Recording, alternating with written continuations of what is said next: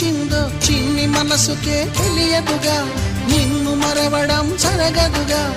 ఎందువల్ల నువ్వు కాదన్నావో ఎదురు ప్రశ్నలే వేయనుగా, ఎదురు చూపులే ఆపనుగా. ఏనాటికో ఒకనాటికి నీ ప్రేమ సాధిస్తా. నిన్ను చూడాలని ఉన్నా,